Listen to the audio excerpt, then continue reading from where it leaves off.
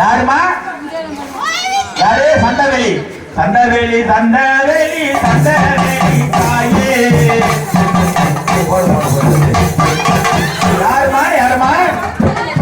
அங்காளம்மன் வந்த போது சந்தோஷம். அடியார்கள் போடக்கூடிய பூஜையா ஏறுவியா? ஆனந்தமே பரம் ஆனந்தமே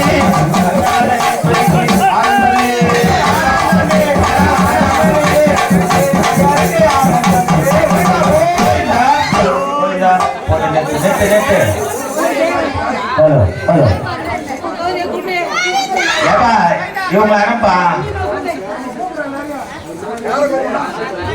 கண்ணியமான நான் கூப்பிடுற தாயே. ஆஹா அதுல எங்களை கேட்டா என்ன பண்ற?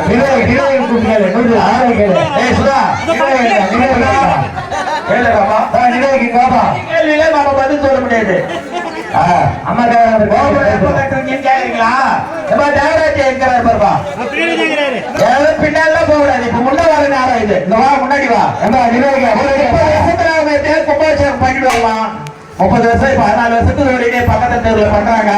ஆனா இங்க 30 வருஷத்துக்கு ஒரு பண்றேன்னு சொல்லிக்கிறாங்க. அவ்வளவுதான். சரி கூப்பிட்டு அந்த 4 வருஷத்துல பண்றேன்னு சொல்லு.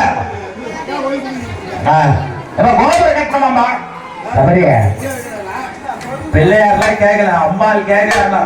எவ்வளவு நாள்ல பண்ணுவ? இல்ல இல்ல இல்ல.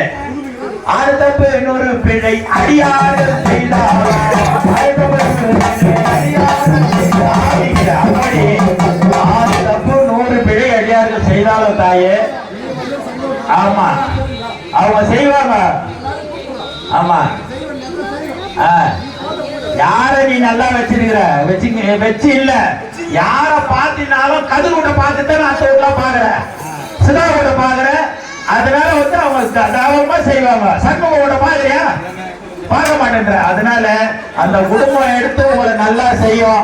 தேவராஜ் விட்டு பட்டுன்னு பார்த்துட்ட எங்க அவங்க எல்லாம் எடுத்து செய்யறாங்க. அவங்க எல்லாம் பின்னாடி ஓடி போடுறாங்களே. கோபுரம் கட்டி போடி போயிடலாமா? வருஷத்துல 24 லட்சம் வருமானம் வருது. அவங்க எல்லாம் ஆக ஒரு கோயில புதுப்பிக்கிறேன்னு சொல்லுங்க. ஆனா சொல்லுங்க வந்து ஒரு நாள் கேட்கிறாங்க. அவங்க சொல்லுங்க வந்து சொல்லு வந்து சொல்லு.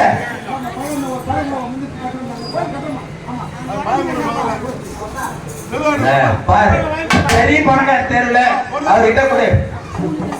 3 பேர் வரணும். காட்டு காட்டு நீ ஏன் போட்டுமா? யார் யாருன்ட்டு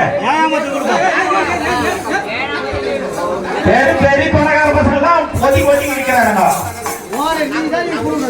பணக்கார பிள்ளைங்க மொத்தம் ஒதுங்குது.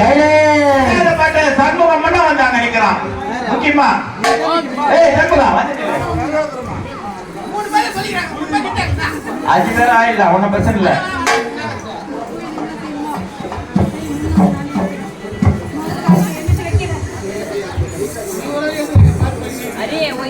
நான் எங்கப்பா எடுத்துக்கிட்டேன்?